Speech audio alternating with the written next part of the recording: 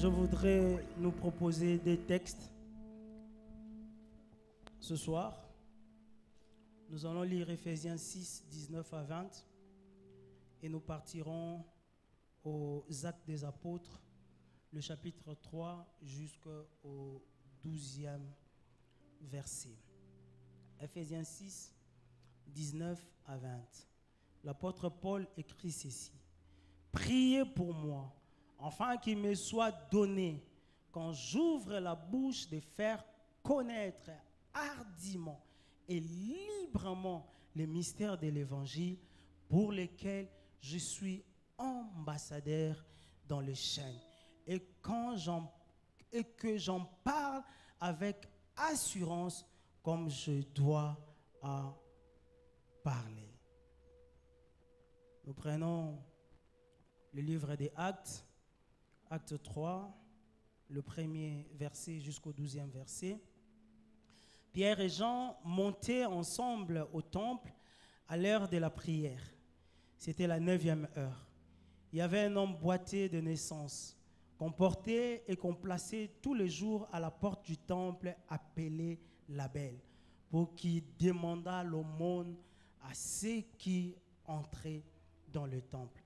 Cet homme, voyant Pierre et Jean qui allèrent y entrer, leur demanda l'aumône. Pierre, de même que Jean, fixa les yeux sur lui et il dit, regarde-nous. Et il les regardait attentivement, s'attendant à recevoir de quelque chose. Alors Pierre lui dit, je n'ai ni argent, ni or, mais ce que j'ai, je te le donne au nom de Jésus-Christ de Nazareth. Lève-toi et marche. Et le prenant par la main droite, il le fit lever. Au même instant, ses pieds et ses chevilles devinrent fermes. D'un saut, il fut debout et il s'est mis à marcher. Il entra avec eux dans le temple, marchant, sautant, louant Dieu. Alléluia. Tout le monde le vit marchant et louant Dieu. Il reconnaissait que c'était celui qui était assis à la belle porte du temple pour demander l'aumône. Et ils furent remplis d'étonnement et de surprise au sujet de ce qui lui était arrivé.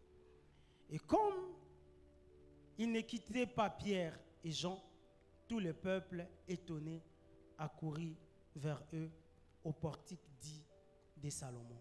Verset 12. Pierre, voyant cela, dit au peuple, hommes israélites, pourquoi vous étonnez-vous de cela? Pourquoi avez-vous les regards fixés sur nous, comme si c'était par notre propre puissance ou par notre pitié que nous eussions fait marcher cet homme? Parole du Seigneur. Est-ce qu'on peut acclamer la parole de Dieu tout en reprenant nos places?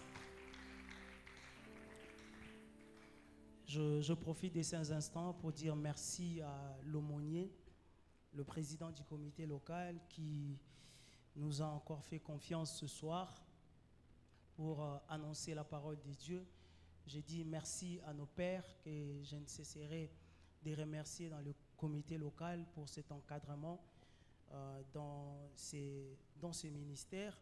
Merci à tous les ouvriers parce qu'on est là à cause de vous, à cause de nous tous qui travaillons durement pour que l'œuvre de l'Éternel prospère. Mais merci au peuple de Dieu, vous qui ne cessez de vous présenter devant la face de Dieu avec votre foi, afin que le ciel s'ouvre et que les miracles s'opèrent sur la terre. Nous sommes en train de partager un thème intéressant cette année ici, servir au dessein de l'Éternel.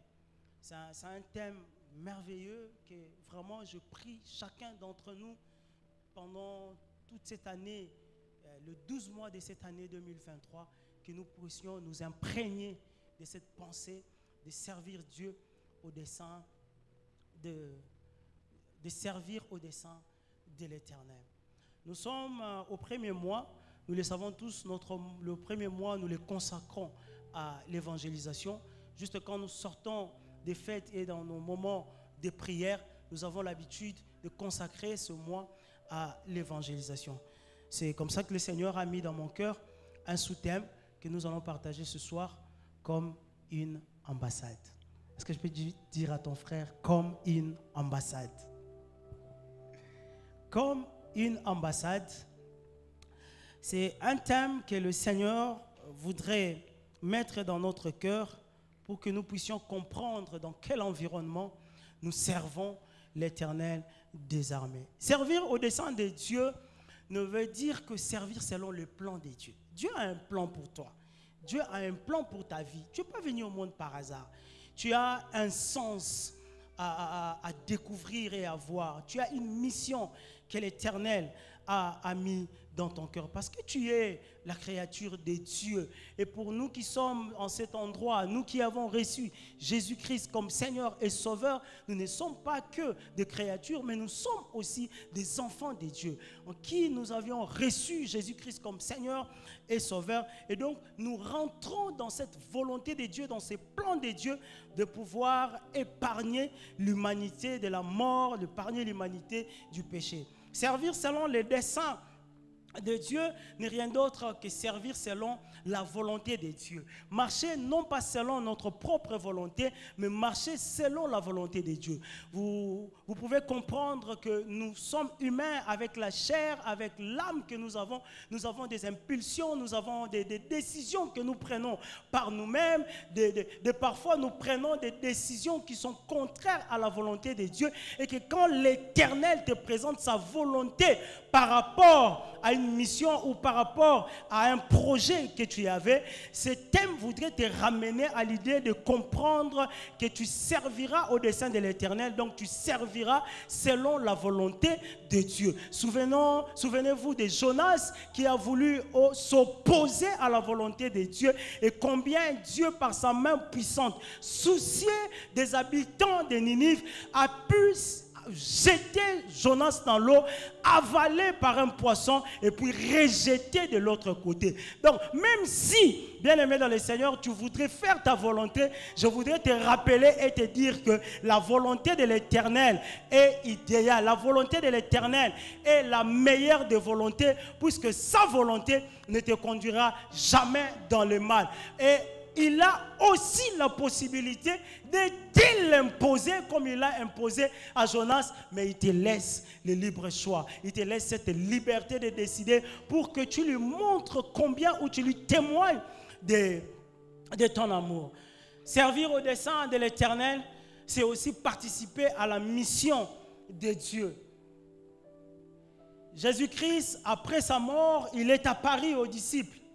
Il a montré qu'il était ressuscité, puisque Marie de Magdala et Pierre et Jean qui sont venus à la croix, ils ont réellement constaté la résurrection de Jésus-Christ. Ils étaient peut-être à 2 ou à 4 ou à 3 de le voir, mais Jésus-Christ est apparu aux disciples. Il a fait en sorte que les disciples l'accompagnent à la montagne pour qu'ils montent, enfin qu'ils voient que le Seigneur est parti. Et réellement, depuis ce jour, physiquement, Christ ne se retrouve plus parmi nous, mais spirituellement, il est là parce qu'il a dit, je ne vous laisserai pas seul, mais je vous enverrai le Saint-Esprit. Celui-là, quand il viendra, il vous parlera de ma part. Donc, Jésus-Christ vit en nous. La mission qu'il a laissée, la mission qu'il a voulu faire sur la terre, dans sa continuité, ne dépend plus de sa présence physique, mais dépend au fait de toi, son enfant. Et voilà pourquoi nous disons, servir au dessein de l'Éternel n'est rien d'autre que participer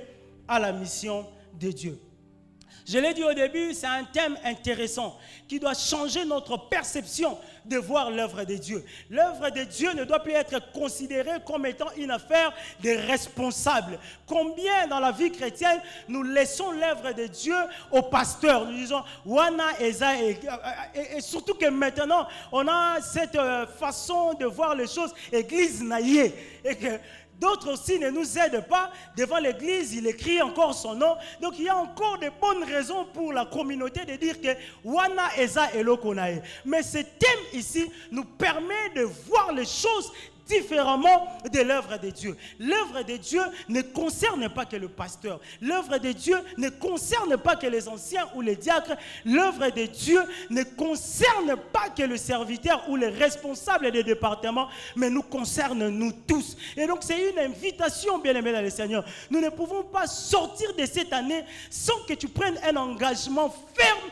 de pouvoir servir le Seigneur. Trouve quelque chose, mais en tout cas sinon, fais quelque chose pour la gloire de Dieu. Tu n'as pas été gagné à Christ et être placé dans cette église locale comme spectateur. Non, non, non, je ne pense pas à ça et je ne crois pas à ça. Voilà pourquoi je voudrais t'inviter dans la vie d'intimité pour que réellement le Seigneur te montre clairement ce que tu as à faire. Ce thème doit non seulement changer notre perception de voir l'œuvre de Dieu, mais il doit aussi changer notre manière de s'impliquer à la matérialisation de la parole de Dieu. Nous ne devons pas être différents dans la matérialisation de la parole de Dieu. J'ai beaucoup aimé ce que le docteur David a dit les dimanches. Nous avons des gens qui aiment le Seigneur mais qui n'aiment pas l'œuvre de Dieu. C'est assez compliqué et absurde de comprendre que tu aimes quelqu'un mais tu n'aimes pas son œuvre. Je ne comprendrai pas quelqu'un qui aime un papa ou une maman mais ne pas aimer ses enfants. Je ne comprendrai pas quelqu'un qui aime quelqu'un mais qui sabote ses biens ou ses œuvres. Vous voyez combien les investisseurs ou les patrons se fâchent quand ils voient quelqu'un ne pas respecter un engagement ou ne pas bien faire son travail. Il est dans tous ses états. Il oublie que tu l'appelles patron. Il oublie que des fois tu manifestes les intentions de l'aimer parce qu'il considère que la meilleure façon de l'aimer, c'est de faire propulser et de faire progresser l'œuvre que nous avons. C'est pareil avec Dieu. Nous devons aimer le Seigneur dans notre implication de matérialiser la parole de Dieu. Et donc quand nous disons ici, nous avons la mission de pouvoir augmenter. Nous avons la vision, une vision d'augmentation numérique. Nous ne les rejetons pas qu'aux évangélistes, mais c'est la responsabilité de tout un chacun de comprendre que c'est à mon niveau de pouvoir matérialiser cette parole. Et donc, ici à la chair, ne sort pas qu'une prédication pour les responsables. Ici à la chair, ne sort pas une prédication pour les équipes qui pilotent les activités ou les ministères. Mais ici à la chair, sort une parole de Dieu qui booste et qui t'oriente à comment servir le Seigneur. Et c'est dans cette optique que l'apôtre Paul voudrait bien définir sa place dans l'œuvre de Dieu. Et nous l'avons lu dans Ephésiens 6, combien l'apôtre Paul demande à ce que les gens ou les églises d'Éphèse, les membres de l'église d'Éphèse, de prier pour lui. Parce qu'il veut annoncer la parole de Dieu en toute puissance, mais comme un ambassadeur. C'est ce terme-là qui m'a tiqué. Je me suis dit, l'apôtre Paul a certainement voulu passer un message de dire qu'il est ambassadeur. Il y avait peut-être une configuration, il y avait peut-être il y a un concept, un contenu qui se cache derrière ce terme ambassadeur. Ambassadeur, c'est bien celui qui dirige une ambassade. Alors une ambassade, c'est quoi? Une ambassade, c'est une représentation d'un pays dans un pays étranger. Ou dans un territoire étranger, vous avez une représentation. En fait, tout ce qu'on peut connaître de vous, la Convention internationale a décidé à ce que chaque pays, si vous le voulez bien, en fonction des rapports que vous avez, que vous puissiez avoir une représentation.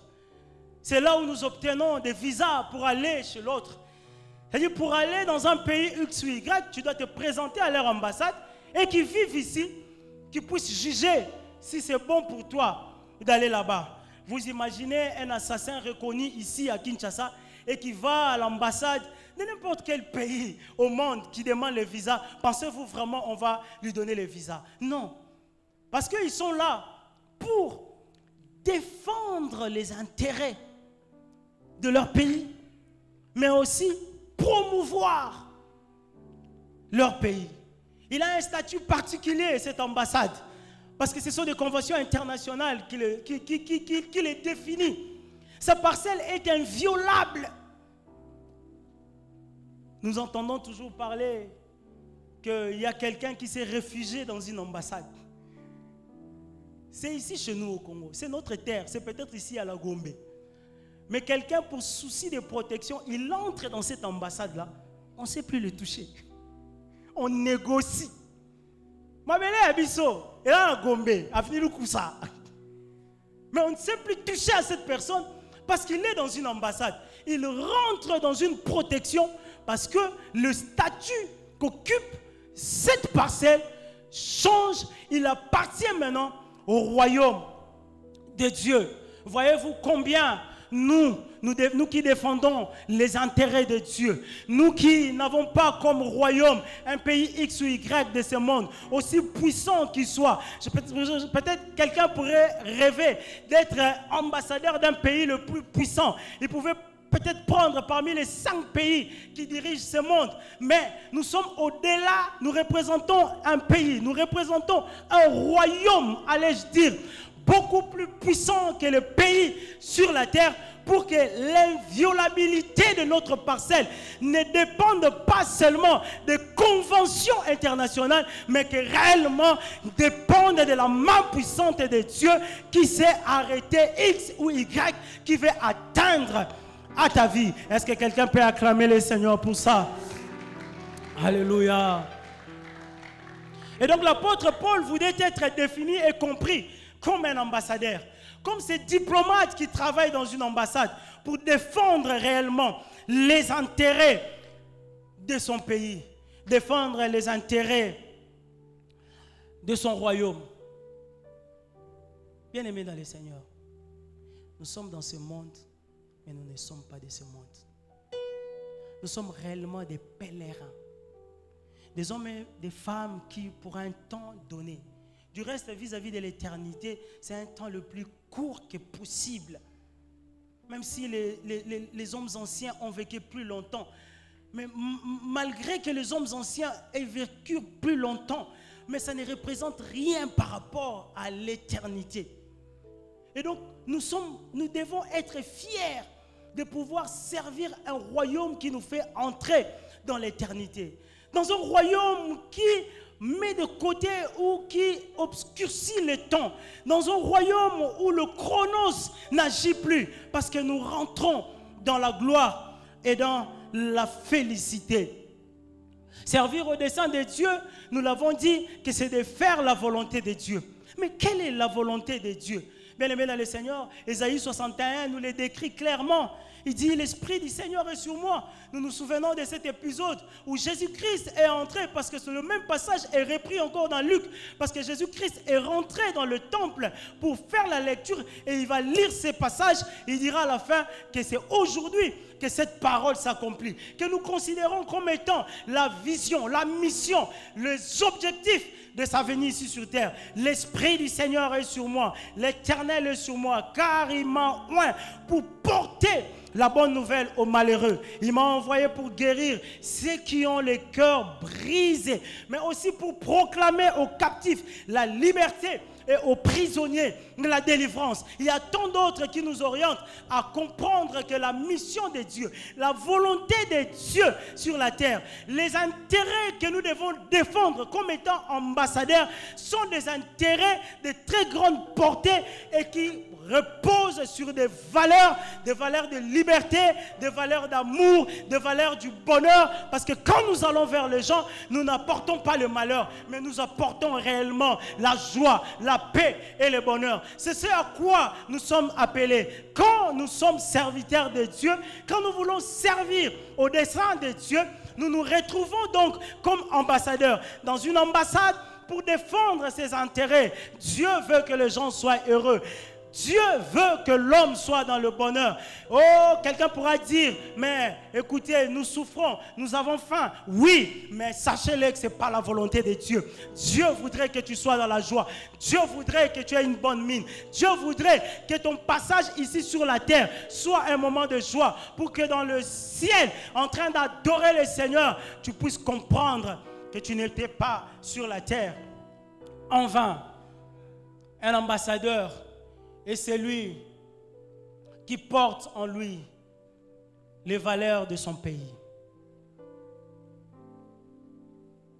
Nous avons nos valeurs à nous qui sont le fruit de l'esprit. La patience, l'amour. Nos valeurs qui nous représentent, qui nous traduisent. Même quand nous n'ouvrons pas la bouche, les gens savent voir qu'en nous, ça, ce sont le fruit ou les œuvres du ciel. Notre sourire communique autre chose. Car nous sommes appelés à donner de la lumière. Nous sommes une lumière qu'on ne peut pas mettre sous la table. Mais nous sommes réellement une lumière qui doit être sur la table, afin d'éclairer. Et donc, comme ambassadeurs, nous travaillons à l'idée que l'intensité de notre lumière aille beaucoup plus loin. Je vais vous dire une chose. La fierté ou le succès d'une ambassade dépend de deux choses. Dépend de la puissance de son pays d'origine et de sa capacité à résoudre le problème de la communauté dont il siège. Voilà pourquoi nous voyons certains pays se distinguer que d'autres. Certains pays avoir des outils de développement. Nous pouvons entendre de USAID, où ils vont même au-delà d'une simple représentation, mais ils vous accompagnent dans le développement. Nous voyons des CTB, la coopération technique belge et tout le reste, l'Union européenne, qui travaillent en communauté ou ensemble avec les gouvernements pour aller plus loin. Et donc le respect à cette ambassade sera différent de l'ambassade d'un pays qui nous agresse. Sera différent de l'ambassade d'un pays où nous ne trouvons rien en eux.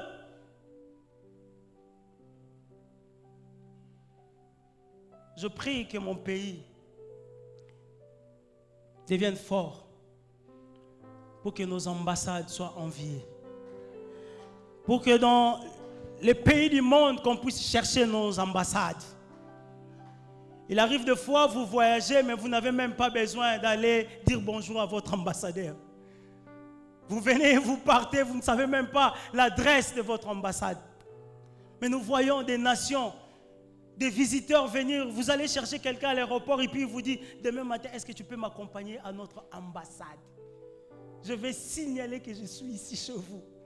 Je prie que notre pays soit une ambassade et des ambassades que même nous-mêmes nous apprécions, que même nous-mêmes nous courons pour aller trouver secours. Je prie d'avoir un pays qui, même dans un pays étranger, je sais que dans mon pays, il y a une ambassade qui pourra faire des démarches afin de me rechercher. La puissance ou le succès de l'ambassade dépend de la puissance du pays d'origine et de sa capacité à pouvoir résoudre des problèmes. Nous avons des soucis de guerre. Vous pensez que le pays qui va nous donner des armes, nous traiterons leur ambassade comme toute autre ambassade? Vous pensez que le pays qui va nous donner une technologie pour résoudre X ou autre problème, nous les traiterons comme toute autre ambassade? Et non. C'est à cela que nous devons être, nous, enfants de Dieu. C'est à cela que nous devons travailler au service de Dieu. Être réellement des ambassades.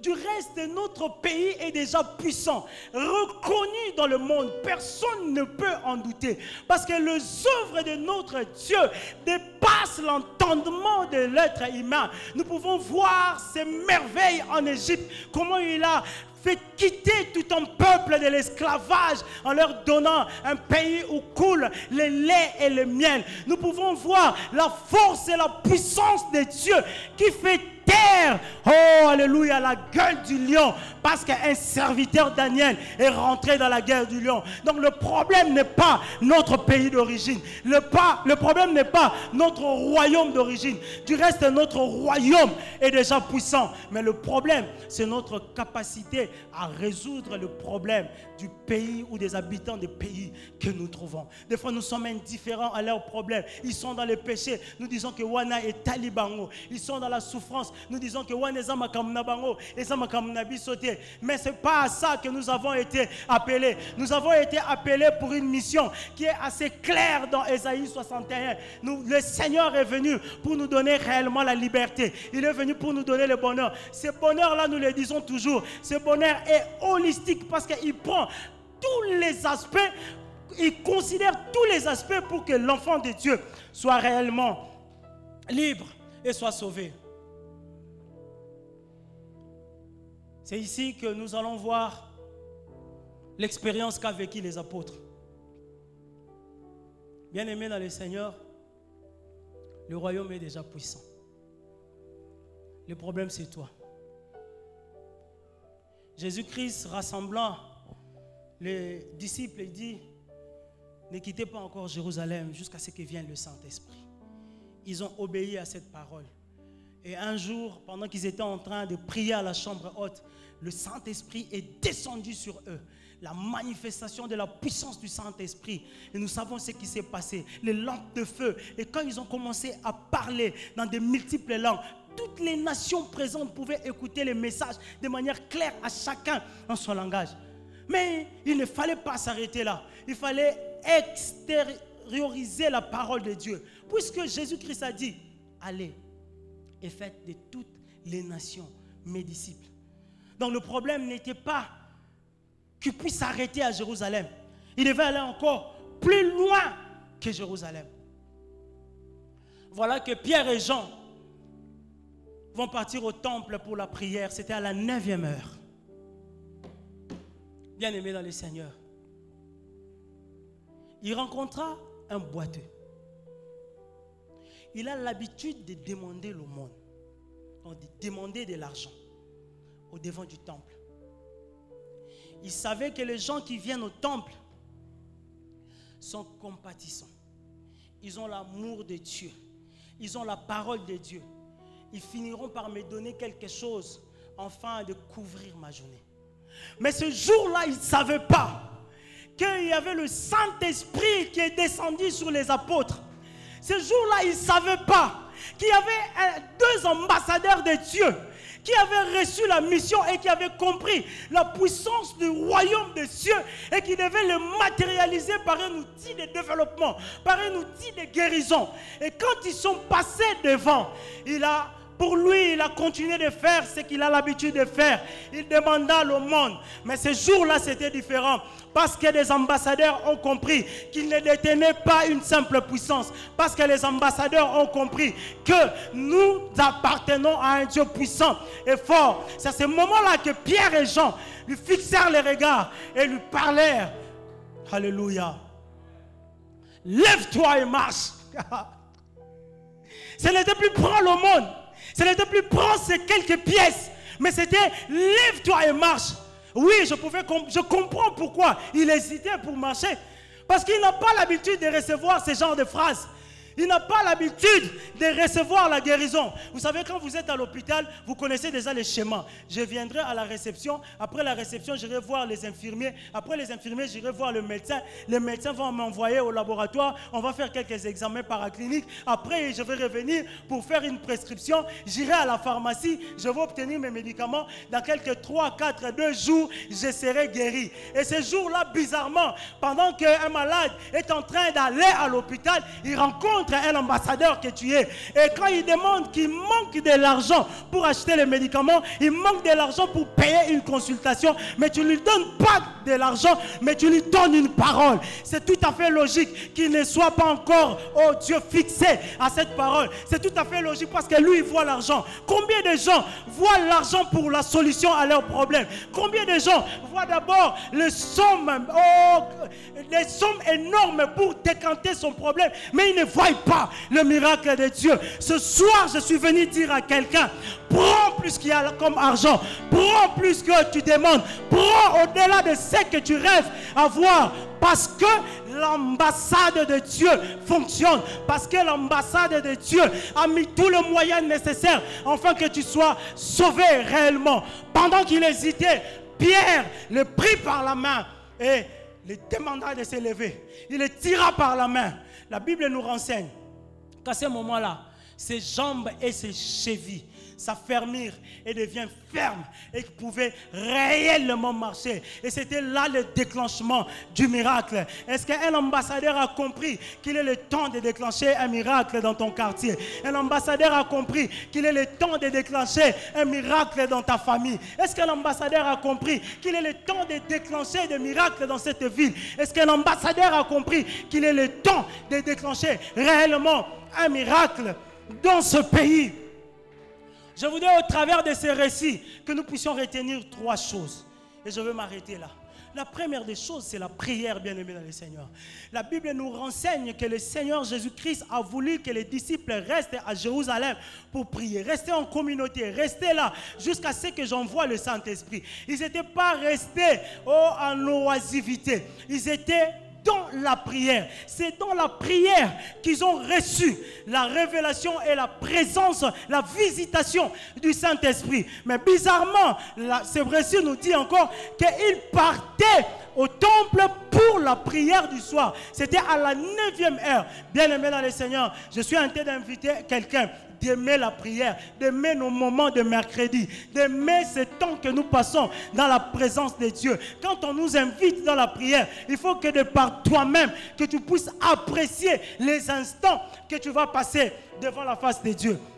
La deuxième des choses, c'est la foi que nous avons en Christ. Bien-aimés dans le Seigneur, il y a beaucoup de choses qui ne marchent pas dans nos vies parce que nous manquons la foi de les déclencher. La prière a déjà annoncé. Nous venons de passer 40 jours de prière. En tout cas, il y a eu des déclarations en ces lieux. Chacun d'entre nous, je l'ai dit, que personne ne sortirait de ces moments sans pour autant voir la gloire de Dieu à sa dimension et selon la mesure que Dieu a voulu accorder. Alors il est temps que chacun d'entre nous pose des gestes de foi. Tu comprends que ta bénédiction est là, mais il y a encore quelque chose qui manque. Va travailler. Prends la main du paralytique. Soulève la main du paralytique. Réfléchis ce que tu peux faire. Parce que la bénédiction financière ne vient que par le travail, mais vient aussi dans la sémence. Donc tu cherches un travail et tu sèmes aussi dans le royaume de Dieu. Sûrement, forcément, tu trouveras cette bénédiction. La bénédiction ou la guérison en Dieu ne suffirait pas simplement que quelqu'un parle pour toi et que tu restes dans ton lit d'hôpital et que tu restes dans ton lit à la maison. Il faut faire un effort, il faut te lever et pouvoir marcher. Et ça, c'est un acte de foi. J'invite quelqu'un à avoir la foi pour cette année 2023. Il y a beaucoup de choses qui vont se passer, mais aie la foi pour les capter. Il y a beaucoup de choses qui passeront dans cet environnement. Il y a beaucoup de choses. Nous venons de passer un moment d'intimité dans la gloire de Dieu, où nous avons senti, où nous sentons le Saint-Esprit, la présence du Saint-Esprit. Merci beaucoup, mon frère, mon diacre Shekina, pour cette atmosphère, pour ce moment de prière. Mais déjà, à ce moment-là, si tu as la foi, tu peux capter beaucoup de choses et tu les ramènes chez toi à la maison. Troisièmement, c'est l'amour. L'amour de l'œuvre. Et ça, le verset 12, j'aimerais le relire encore. Pierre, voyant cela, dit au peuple: hommes israélites, pourquoi vous étonnez-vous de cela? Pourquoi avez-vous les regards fixés sur nous, comme si c'est par notre propre puissance ou par notre pitié que nous eussions fait marcher cet homme? Alléluia! Alléluia! Alléluia! Bien-aimé dans le Seigneur, ce n'est pas par ma pitié, moi, qui parle ce soir, que le Seigneur te donnera ce que tu lui demandes. Ce n'est pas parce que moi je parle ou je communique de cette façon que le Seigneur te donnera ce que tu demandes. Non, c'est par sa souveraineté. Et sachons le reconnaître. C'est par sa souveraineté. Et donc le problème n'est plus à ton niveau. Le problème, ce blocage-là qui te renferme encore à poser ces gestes-là, c'est défini par l'amour de l'œuvre de Dieu.